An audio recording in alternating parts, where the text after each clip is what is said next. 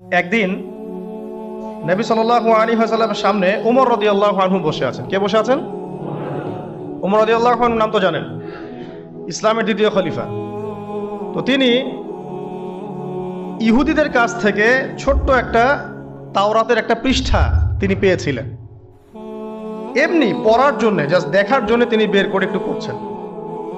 তিনি কি তাওরাতের প্রতি ইমানদার, মানে তাওরাতকে কোরআনের উপর অগ্রাধিকার দেওয়ার মানুষ? না, তিনি জাস্ট এমনি কৌতূহল বশত দেখছেন।